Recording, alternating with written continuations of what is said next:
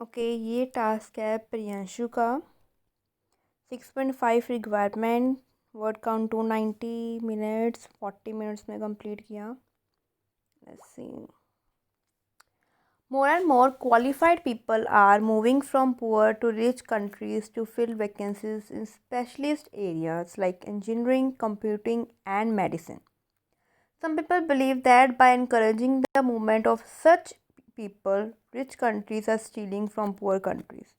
Other feels this is only part of natural movement of workers around the world. Hope is, I don't think आपके 290 words हैं, but hope इसके both views वाला है ना topic ये। Okay, क्या कह रहे हैं लोग?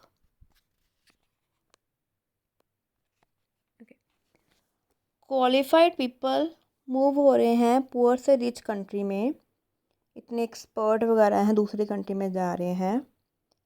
और कई कह रहे हैं ऐसा करने से स्टील कर रहे हैं, दूसरे कहते हैं कि नहीं, नेचुरल पार्ट है, only natural part of natural movement of workers. ठीक है, इट इज़ नॉर्मल थिंग। आपको इसका एक्सप्लेन करना है। In this contemporary word, era, world, कुछ तो लिखो।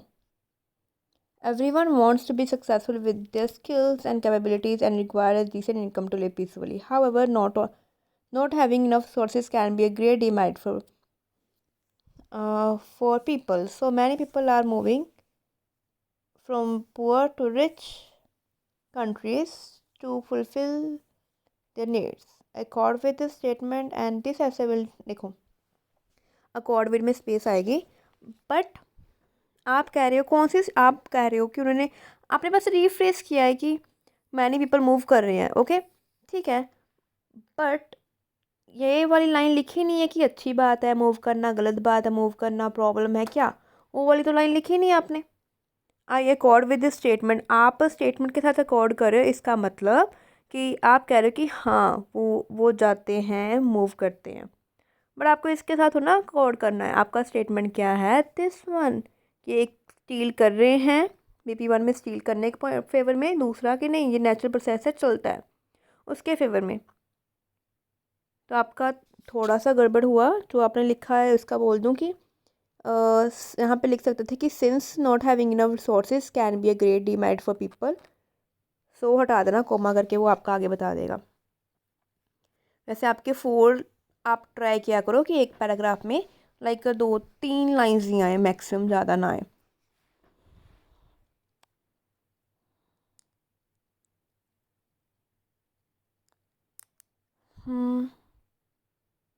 आपको ये कनेक्ट करके किस वे से करनी पड़ेगी, बिकॉज आपका एक लाइन मिसिंग है इसमें। ओके, फर्स्ट एंड फॉरमोस्ट किसके फेवर में लिख रहे हो? It is natural process as nobody forces someone to move from country by immigrating to rich places once murders विवेंडेंसी, sorry for miss pronunciation, level of income and family background to gets improved. Get आएगा। The main cause of migrating is that former country are unable to provide enough jobs to skilled workers,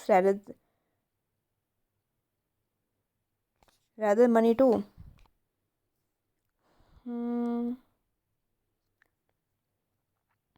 Are not only provide not are sorry former countries are not only unable to provide enough jobs to skilled workers, but also sufficient satisfactory money is not given, ऐसे कुछ करके। More over other reason provide them plethora of, more over करके क्यों लिखती हो students? More over का next point में consider होएगा ना, वेयर एज कर दो। वेयर एज मतलब तो क्या कर रहे हो ना आप, वेयर एज, इसमें स्पेस नहीं है, इकट्ठा है। Okay, where as other regions provide them plethora of opportunities with same skills which changes the mindset of citizens. To demonstrate के बाद कोमा आएगा। Recently, Canada is targeting over 1.2 million plus permanent residents for upcoming years as its population is enlarging towards old age. हो ठीक है, but facilities का वहाँ कहाँ बताया आपने? बस इतने पॉपुलेशन को बुला रहे हैं, फैसिलिटीज़ दे रही है, उसका भी बोलते तो अच्छा होता।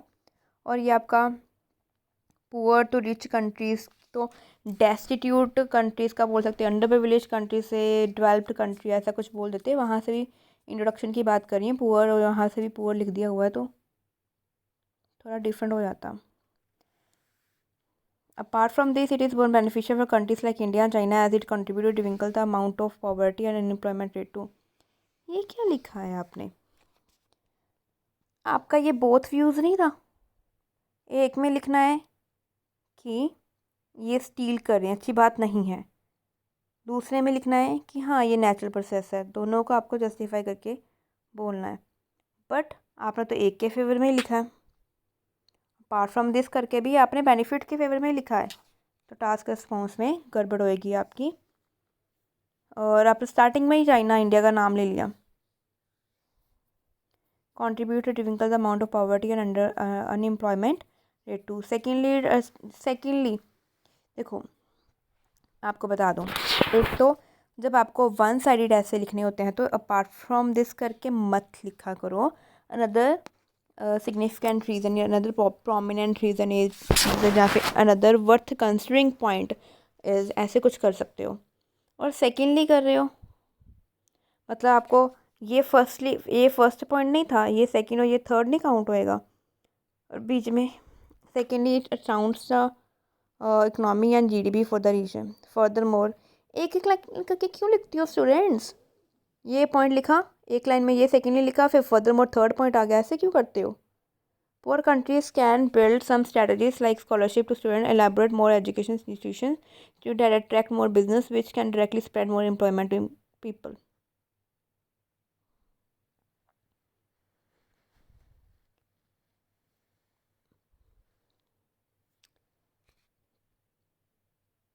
आप किसके फेवर में लिख रहे हो? मुझे ये क्लियर ही नहीं हुआ अभी।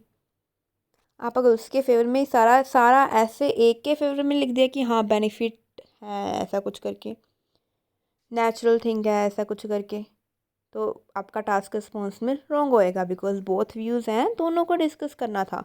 ये पॉइंट ठीक है, ये वाला रॉन्ग हो गए क्योंकि BP2 में आपका टास्क रिस्पॉन्स की गड़बड़ है। उसके आगे विद नहीं आना, encapsulate, it is rather good move for needy countries like New Zealand. I don't think कि न्यूजीलैंड में स्पेस होती है, हाफ ऊपर हाफ नीचे नहीं लिखना। Canada and Australia etcetera, etcetera मत लिखा करो। Canada and Australia as it is the only destination for both tracks, but sometimes it seems like a brain drain for another one as it। देखो आपने brain drain के ऊपर कहीं बात तो की नहीं है, आपकी गड़बड़ ये हुई है, आपका BP2 में टास्क रिस्पॉन्स की गड़बड़ है। फिर भी थोड़ा सा एक्सप्रेस करने में क्या प्रॉब्लम है, इस यहाँ पर आपके 3 पॉइंट ना, apart from this can secondly and further more, एक पैराग्राफ में 2 ही पॉइंट लिखा करो। Second thing I don't think आपके इतने कॉम्प्लेक्स यूज़ हो पाए, 5-6 यूज़ कर लो भी।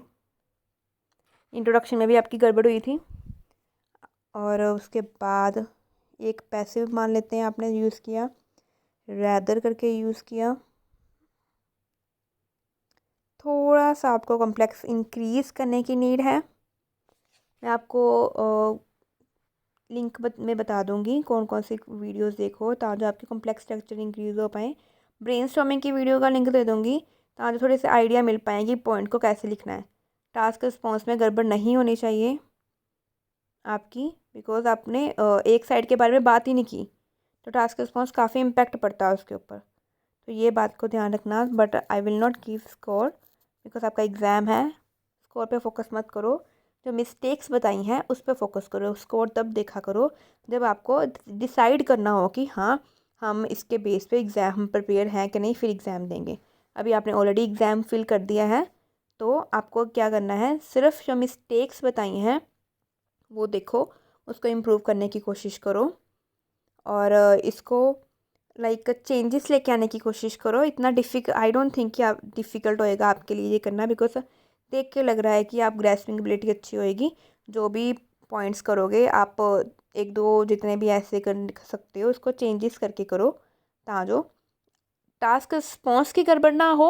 उसके लिए प्लानिंग करना इंपॉर्टेंट है, प्रूफ रीडिंग किया करो, ये मिस ना हो। छोटी छोटी बातें हैं, आप माइंड में रखोगे तो आपको कभी ये गड़बड़ नहीं होएगी। टास्क रिस्पॉन्स से ही काफ़ी स्कोर चला जाता है। थोड़े से और वर्ड यूज़ करने कॉम्प्लेक्स स्ट्रक्चर यूज़ करने की कोशिश करो। दैट्स इट, फिर आपके आ जाएंगे score. Okay, all the best, bye bye, good night.